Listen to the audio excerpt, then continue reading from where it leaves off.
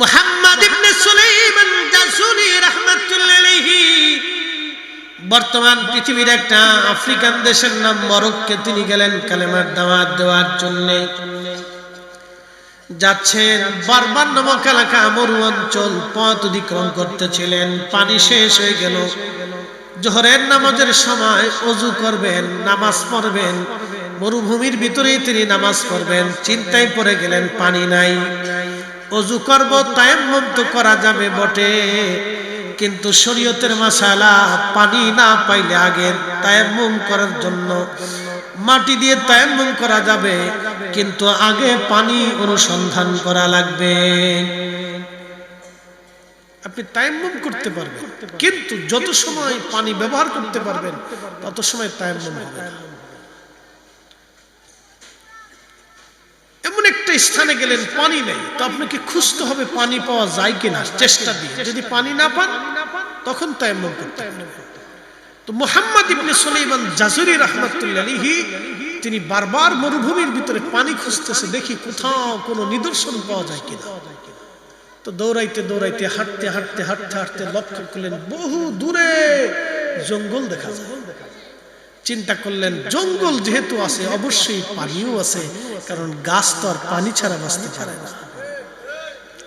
পাখিও আছে, যেহেতু পাখি আছে তাহলে পাখি তো পানি ছাড়া বাঁচে না, অবশ্যই পানিও কোথাও না কোথাও আছে। সুদূর মরুভূমির পথ অতিক্রম করে সুলাইমান জাসুলি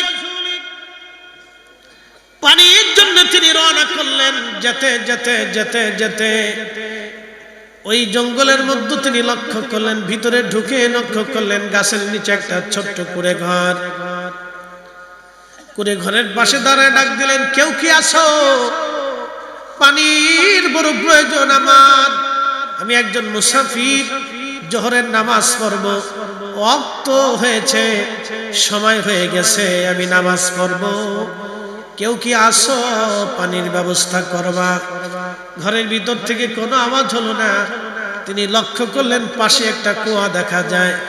দৌড়ায় কুয়ার পাশে এসে দেখলেন কুয়ার গভীরে পানি আছে, কিন্তু পানি উঠানোর মতো কোনো ব্যবস্থা নাই।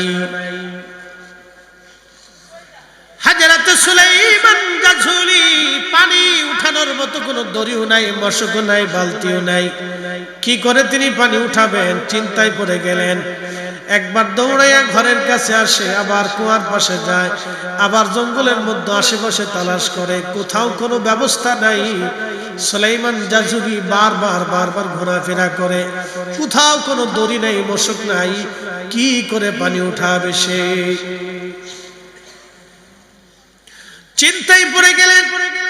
ঠিক এমন সময় তিনি লক্ষ্য করলেন কুয়ার দূরে দাঁড়াইয়া একটা ছোট্ট মেয়ে মুস্কি মুস্কি মুস্কি মুস্কি আসে। ডাক দিয়ে বলেন, মা রে, তুমি কেন হাসো? দড়ি মশক কি তুমি সামনে রাখছনি? ডাক দিয়ে বলতেছে, হুজুর আপনার নাম কি? বলে, আমার নাম মুহাম্মদ ইবনে সুলাইমান জাসুলি।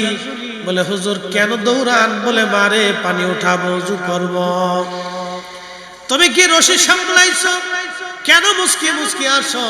মেয়েটা ডাক দেয় বলে, হুজুর আপনার নাম শুনেছি, আপনি মস্ত বড় মুহাদ্দিস, তবে হুজুর বলে যান দরিয়ার মশক ছাড়া কি পানি উঠানো যায় না?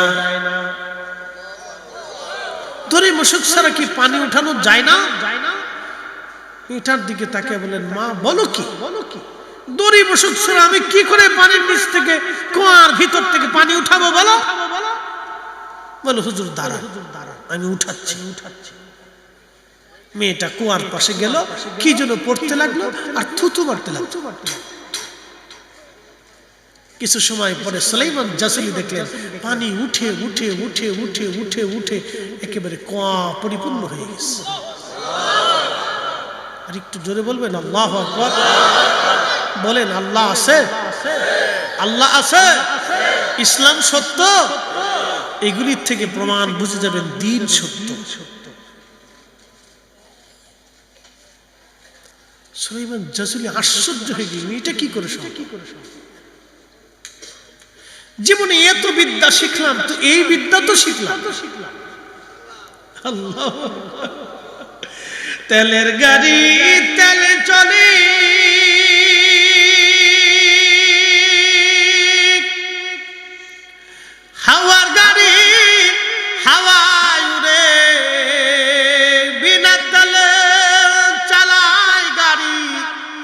নবী সুলাইমান, আমরা সেই মুসলমান, আমরা সেই মুসলমান। হযরত ওমর রাদিয়াল্লাহু আনহুর জামানাতে মুসলমান মিশর দখল করলেন। আমর ইবনুল আস মিশর দখল হয়ে গেল। মিশর দখল করার পরে মিশরীয়দের প্রাচীন একটা প্রথা ছিল, ধর্ম বিশ্বাস ছিল। প্রাচীন একটা ধর্ম বিশ্বাস হলো, মিশরীয়রা বলতেন তারা নীল নদের জোয়ার আনার জন্য একজন সুন্দরী কুমারী ধরে নিয়ে আসতো। প্রত্যেক বছরে সুন্দরী কুমারী একটা মেয়েকে নিয়ে এসে নীল নদের পাড়ে তারা জবাই দিত। জবাই দেওয়ার পরে রক্তগুলি গড়িয়ে গড়িয়ে গড়িয়ে গড়িয়ে রক্তগুলি গড়িয়ে গড়িয়ে গড়িয়ে গড়িয়ে নীল নদের পানির মধ্যে পড়ার পরে জোয়ার আসতো। জোয়ার আসতো।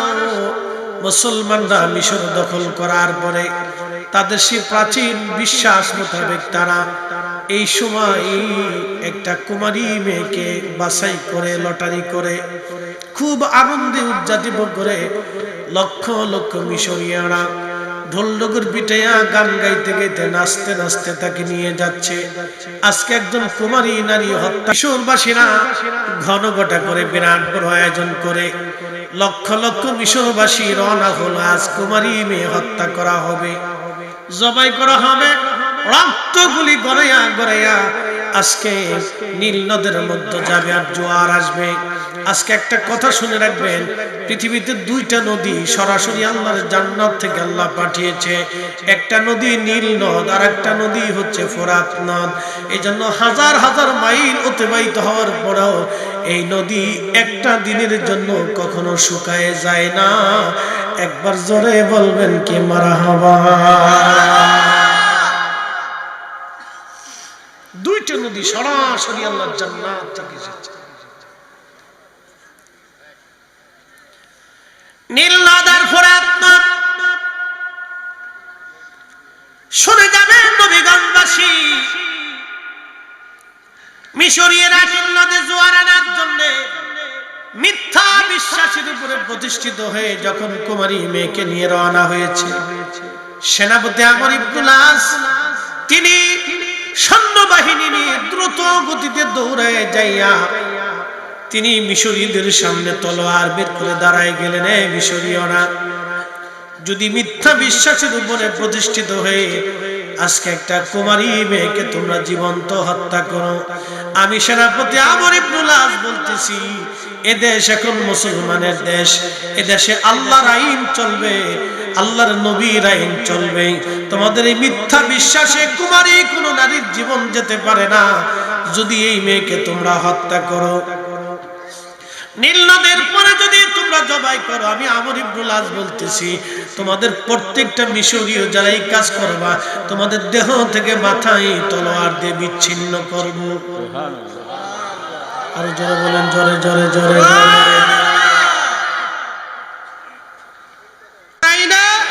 আল্লাহর আইনে চালানোর দরকার, বাস এক কথাই শেষ। আমরা কারো আইনে চালানোর দরকার নেই তো, আল্লাহ চালাইতে বলছেন এই জন্য চালাইতেই থাকে। কথা কি বুঝাইতে পারছি আপনাদেরকে? আল্লাহ কবুল করুক বলে না। এবার দুরুদের একটা ফজিলতের কথা বলে শেষের দিকে চলে যাব। বিশ্ববিখ্যাত ওলি হযরতে মুহাম্মদ ইবনে সুলাইমান জাসুল তিনি ইন্তেকাল করলেন। 70 বছর পরে ওনার কবর ভেঙে গেল, অথবা ওনার দেশের বাদশা কবর সরানোর জন্য 70 বছর পরে, অ্যাটেনশন মনোযোগ দেন, কত বছর? 70 বছর পরে ওনার কবর স্থানান্তর করার জন্য বাদশা ব্যবস্থা করলেন। কবর থেকে মাটি সরানোর পরে দেখলেন 70 বছর আগে একজন মানুষকে যেইভাবে কবরে রাখা হয়েছে 70 বছর পরে ওইভাবেই কবরের মধ্যেই আছে। হয় না? হয় না? এখান থেকে অনেক কিছু শিখাইতেছি, একসাথে বলেন আল্লাহু আকবার। বলেন আল্লাহ আছে, আল্লাহ আছে, নবী আছে, কবরের জিন্দেগি আছে। এই বুঝে যান, কবরের জিন্দেগি আছে। কত বছর? 70 বছর কবরের ভিতরে একই রকম, একটা চুল পড়ে নাই, দাড়ি পড়ে নাই, মোছ পড়ে নাই, চুল পাকে নাই, ত্বক নষ্ট হয় নাই, ঠোঁট পচে যায় নাই, চোখ নষ্ট হয় নাই, ভুরু নষ্ট হয় নাই, চোখের পাতা নষ্ট হয় নাই, এমনকি শরীরের ত্বকে দাগ পড়ে নাই, কাফনের কাপড় পর্যন্ত ময়লা হয় নাই। কারণ কি?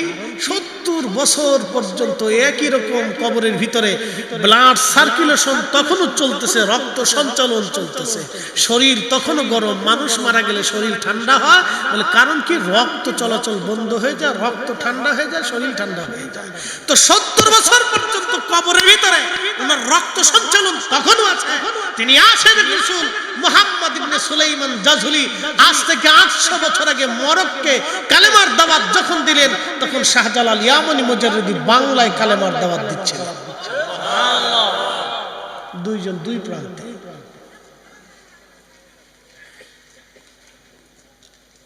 বুঝে যাবে ইসলাম এনেছি ওলিরা। একসাথে বলেন ঠিক না বেঠে? কারা আনছে? ওলিরা, ওলিরা, ওলিরা। যদি শাহজালাল ইয়ামানি মুজাররিদির কারামত না থাকতো তাহলে গোর গোবিন্দের সাথে যুদ্ধে পারতেন না। খাজা বাবা আজমিরির যদি সেই দিন আল্লাহর দেওয়া প্রদত্ত নিয়ামত কারামত না থাকতো তাহলে আজমির থেকে ধুলা তিনি পানিপথে নিক্ষেপ করতে পারতেন না। সেই দিন উনার দোয়া কবুল হতো না, চোখের পানি মঞ্জুর হতো না, মুহাম্মদ ঘুরির বিজয় হতো না, 1000 বছর যুদ্ধ করলেও পারতেন না, সম্ভব ছিল না। সোমনাথ মন্দির সুলতান মাহমুদ গজনবী কখনোই দখল করতে পারতেন না যদি হযরত আবুল হাসান খেরখানের দোয়া না থাকতো। আউলিয়া একরামের দোয়ার বদৌলতে মুসলমানের তলোয়ারে আল্লাহর শক্তি এসেছে। কথা বলেন ঠিক না?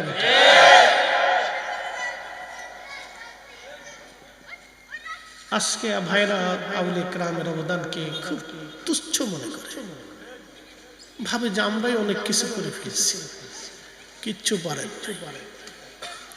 এদেশের 18 কোটি মুসলমান যাহা পারে নাই শাহজালাল ইয়ামানি মুজাররিদি একা তা পারছে।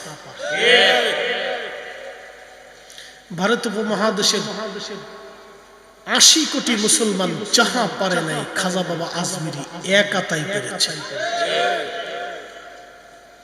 আপনাদেরকে বুঝতে হবে, কারণ আমরা ওয়াজ করি, আমাদের কথা আপনাদের কান পর্যন্ত যায়, দিল পর্যন্ত যায় না। যদি আমাদের ওয়াজ দিল পর্যন্ত যাইতো, এদেশে সুদখোর, ঘুষখোর, দুর্নীতিখোর, জমিখোর, খেকোখোর, জেনাখোর, হাজারেখোর, বাজারেখোর, বাজারখোর, তারপরে আপনার চান্দাখোর, চোরখোর, ডাকাতখোর কিচ্ছু থাকতো না। এত ওয়াজ সব ফেরেশতা হয়ে যেত। আমাদের ওয়াজ কাল পর্যন্ত যায় না। খাজা বাবা আজমির কি ওয়াজ করছিলেন যে কাল পর্যন্ত শুধু পৌঁছাই নাই, বাপরে বাপ, 90 লক্ষ মানুষ সেদিন কালেমা পড়ে মুসলমান হয়ে ওলি হয়ে গেল। একসাথে বলবেন আল্লাহু আকবার। খালি সাধারণ মুসলমান হয় না, ওলি হয়ে গেছে। শুধু ওলি হয় নাই, ভারতের রান্দে রান্দে কালেমার দাওয়াত পৌঁছাইছে। কি কথা বলেন ঠিক কিনা? আপনাকে বুঝতে হবে তাদের ওয়াজের ধরনটা কত মারাত্মক ছিল। খালি ছোট করে দেখা, ছোট করে দেখা, এইগুলি একটা ছোট লোকি ব্যবসা।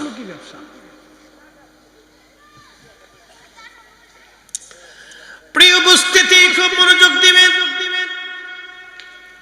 মুহাম্মদ ইবনে সুলাইমান জাসুলি রাহমাতুল্লাহি আলাইহি বর্তমান পৃথিবীর একটা আফ্রিকান দেশের নাম মরক্কো তিনি গেলেন কালেমার দাওয়াত দেওয়ার জন্য। যাচ্ছেন, বারবার নামক এলাকা মরু অঞ্চল পথ অতিক্রম করতেছিলেন। পানি শেষ হয়ে গেল। জোহরের নামাজের সময় ওযু করবেন, নামাজ পড়বেন, মরুভূমির ভিতরে তিনি নামাজ পড়বেন। চিন্তায় পড়ে গেলেন পানি নাই। ওযু করব, তায়াম্মুম তো করা যাবে বটে, কিন্তু শরীয়তের মাসালা পানি না পাইলে আগে তায়াম্মুম করার জন্য মাটি দিয়ে তায়াম্মুম করা যাবে, কিন্তু আগে পানি অনুসন্ধান করা লাগবে। আপনি তায়াম্মুম করতে পারবেন, কিন্তু যত সময় পানি ব্যবহার করতে পারবেন তত সময় তায়াম্মুম হবে না। এমন একটা স্থানে গেলেন পানি নেই, তো আপনাকে খুঁজতে হবে পানি পাওয়া যায় কিনা, চেষ্টা দিয়ে। যদি পানি না পান তখন তায়াম্মুম করতে হবে। তো মুহাম্মদ ইবনে সুলাইমান জাসুরি রাহমাতুল্লাহি আলাইহি তিনি বারবার মরুভূমির ভিতরে পানি খুঁজতেছে, দেখি কোথাও কোনো নিদর্শন পাওয়া যায় কিনা। তো দৌড়াইতে দৌড়াইতে হাঁটতে হাঁটতে হাঁটতে হাঁটতে লক্ষ্য করলেন বহু দূরে জঙ্গল দেখা যায়। চিন্তা করলেন জঙ্গল যেহেতু আছে অবশ্যই পানিও আছে, কারণ গাছ তো আর পানি ছাড়া বাঁচতে পারে না।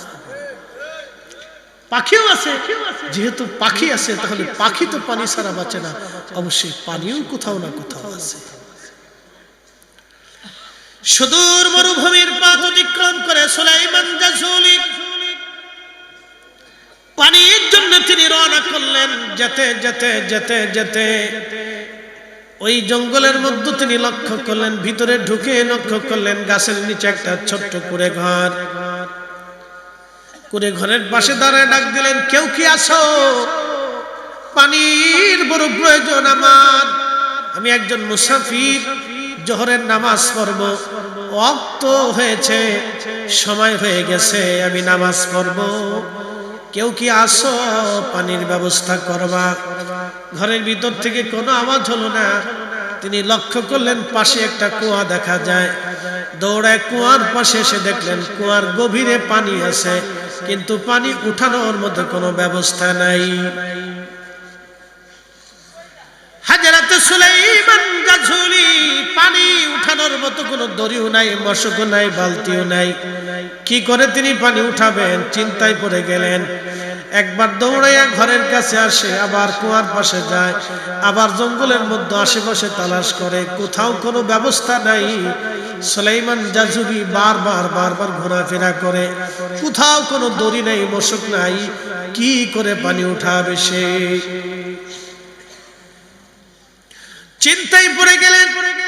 ঠিক এমন সময় তিনি লক্ষ্য করলেন কুয়ার দূরে দাঁড়াইয়া একটা ছোট্ট মেয়ে মুস্কি মুস্কি মুস্কি মুস্কি আসে।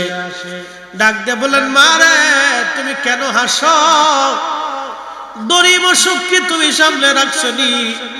ডাক দিয়ে বলতেছে, হুজুর আপনার নাম কি? বলে, আমার নাম মুহাম্মদ ইবনে সুলাইমান জাযুলি। বলে, হুজুর কেন দৌড়ান? বলে, মারে পানি উঠাবো, ওযু করব। তুমি কি রশি সামলাইছো? কেন মুস্কি মুস্কি আসো?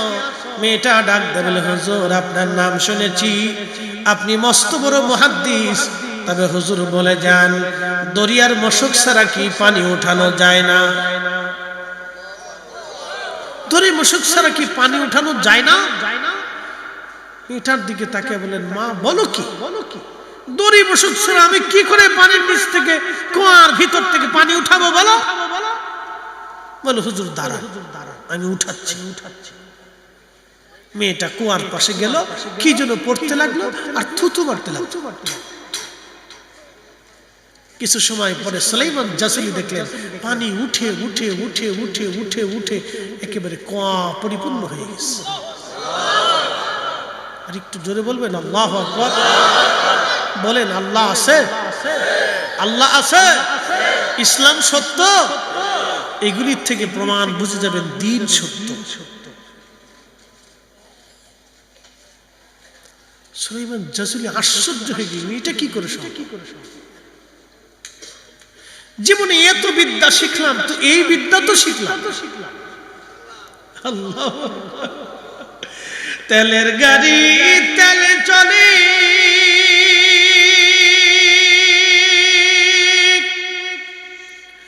হাওয়ার গাড়ি হাওয়ায় উড়ে, বিনা তেলে চালায় গাড়ি নবী সুলাইমান।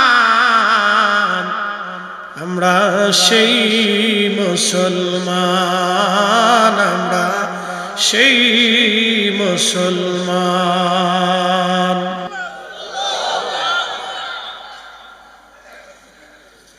মুহাম্মদ ইবনে সুলাইমান জাযুলি আশ্চর্য হয়ে গেলেন, হায় হায়, দড়ি সারা মশক সারা মেয়েটা কেমনে পানি উঠাইলো? আল্লাহর ওলি মেয়েটা দৌড়ে ঘরের মধ্যে চলে গেল। আল্লাহর ওলি ওযু করলেন, নামাজ পড়লেন, নামাজ শেষ করার পরে কিছু পানি নিজেও পান করলেন। পান করার পরে বসে ভাবতেছেন, এত বছর হাদিস পড়াইলাম, কিন্তু আজও পর্যন্ত বিদ্যা শিখি নাই। কুয়ার নিচ থেকে মেয়েটা কি করে পানি উঠাইলো এই বিদ্যা তো আর আমার হাতে নাই। হেঁটে হেঁটে কুড়ে ঘরের দরজার সামনে দাঁড়ায় ডাকে, মা ও মা দরজা খোলো মা, আমি মুহাম্মদ ইবনে সুলাইমান জাজুলি আসছি রে মা, দরজা খোলো মা, দরজা খোলো।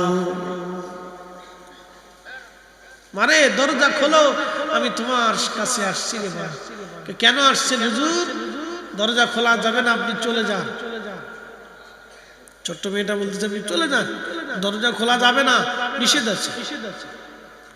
বলতেছে মারে তুমি যেই কালাম কুয়ার নিচ থেকে পানি উঠে আজকে আমার ওযু করাইলা, নামাজ পড়াইলা, পানি পান করাইলা রে মা,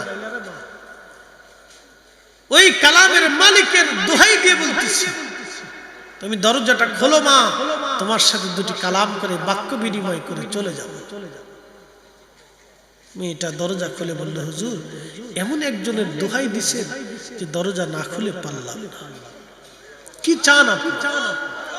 একসাথে বলেন আল্লাহু আকবার। কি চান? বলে মারে ওই দোয়াটা আমাকে শিখাই দিও। দোয়াটা কি? বলে হুজুর দোয়া হচ্ছে আল্লাহর নবীর দুরূদ শরীফ। একসাথে বলেন আল্লাহু। হুজুর গাউসে পাক মুহিউদ্দিন আব্দুল কাদের জিলানী রাহিমাহুল্লাহ, আল্লাহু আকবার, সেরুর আসরার একটা দুরূদ লিখছেন। এই দুরূদটা হতে পারে আমি জানি না,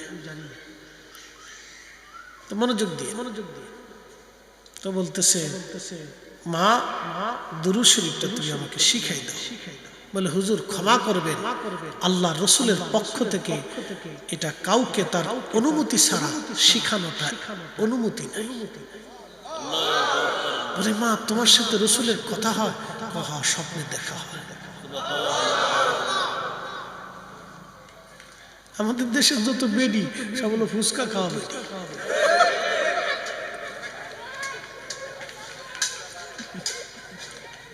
বেডিরা এত কষ্ট করে হুজুরের রান্না বান্না করে খাওয়াইছি, এ তা শোনার লেগে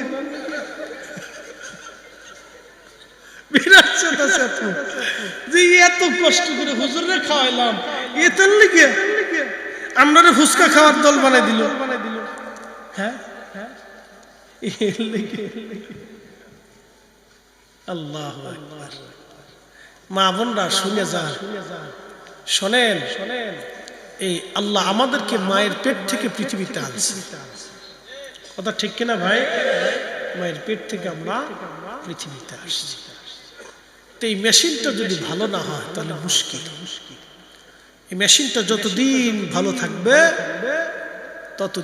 ততদিন এই উম্মতের ভিতরে এই অরিজিনাল ব্যক্তি পৃথিবীতে আসবে। তো মনোযোগ দেন। মেয়েটাকে সুলাইমান জাসুলি বলতেছে, মারে তোমার সাথে আল্লাহর হাবিবের দিদার হয়? বলে হ্যাঁ হয়। তো বলে কেমনে শিখছো মা? বলে আমি মার থেকে শিখছি। কার থেকে? মায়ের থেকে শিখছি। বলে মা তুমি কি শিখাবা না? বলে দুঃখিত আল্লাহর নবীর ইজাজত নাই। বলে কোথায় পাবো? বলে তামাম দুনিয়া ঘুরে দেখেন দুরূদ পান কিনা। উনি ওইখান থেকে সফর করলেন সারা পৃথিবী, আরবে, আজমে, আফ্রিকাতে। শুনতে পারলেন ইয়ামান একটা দুরূদ আছে এক মুহাদ্দিসের কাছে, তিনি ওইখানে গেলেন।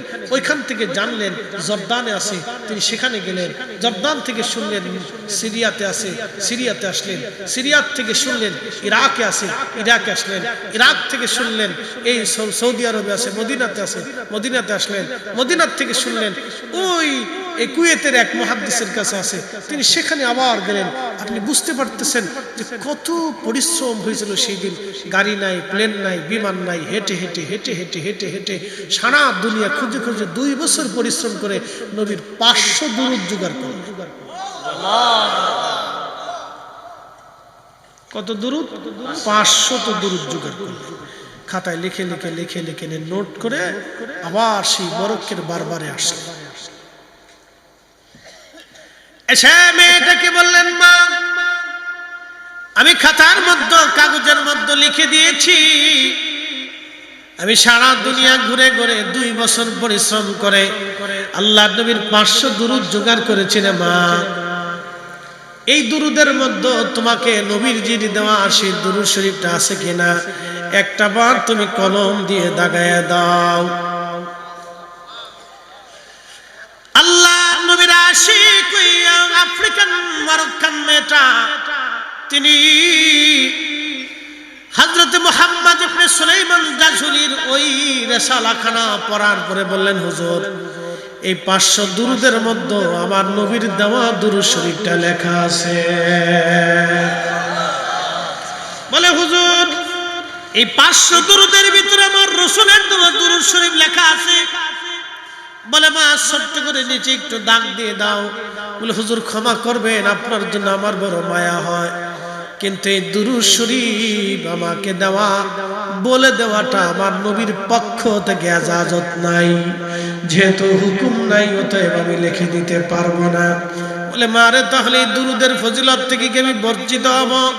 বলে হুজুর বঞ্চিত হবেন না, আপনি প্রত্যেক দিন আপনি এই রিসালাটা একবার করে তেলাওয়াত করবেন, তাহলে আমার নবীর দেওয়া ওই দুরূদের বরকত আপনার আমলনামায় এসে যাবে। একবার জোরে বলা যাবে কি মারহাবা। আল্লাহুম্মা সাল্লি আলা চলো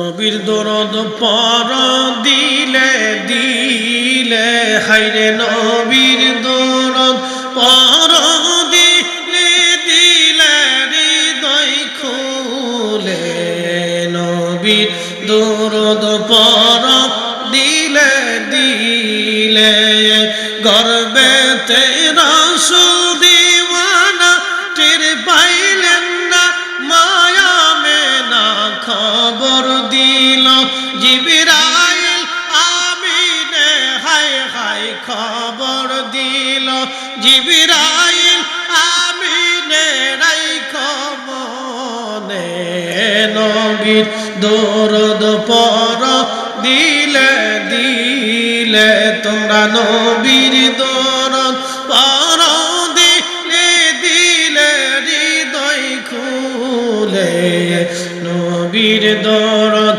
পর দিলে দিলে।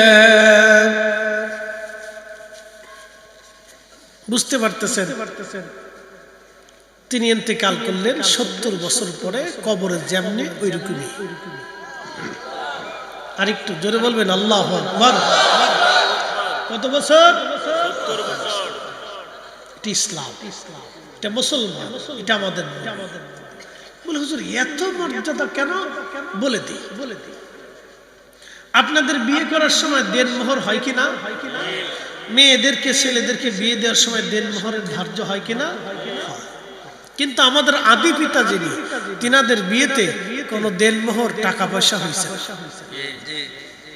মোল্লা আলী কারি মাক্কি আল মাওরিদের ভিতরে লেখেন, হযরত ইমাম আবুল ফারাজ ইবনুল জৌজি ওনার একটা কিতাব থেকে তিনি প্রমাণ করছেন, আদম আলাইহিস সালামের বিয়ে হবে জান্নাতে। ওয়া খালাকনাকুম মিন যাকারি ওয়া উনসা, আমি একজন পুরুষ আর একজন নারী থেকে মানব জাতির বংশ বিস্তার করছি। সেই পুরুষ আদম, নারী আমাদের আম্মা জান হাওয়া আলাইহিস সালাম। আল্লাহর নবী বলেন আদম সফিউল্লাহ বিয়ে করবে, শুনিয়া যান, আদম সফিউল্লাহ বিয়ে করবে, জান্নাতে বিয়ে বসলো। সাহাবীরা ফেরেশতারা আসছে বিয়ে পড়ানোর জন্য, জিবরাইল আমিন অন্যান্য ফেরেশতারা বিয়ে পড়ানোর জন্য এসেছে। আদম সফিউল্লাহ বিয়ে করবে, বিয়ের ইজাব কবুল চলতেছে। জিবরাইল বলল, হুজুর আপনি আপনার স্ত্রীর জন্য মহারানা দেন। বলে মহারানা কি? বলে আপনার পক্ষ থেকে আপনার স্ত্রীকে কিছু, আপনার পক্ষ থেকে অর্থ সামগ্রী কিছু দিয়ে দেন।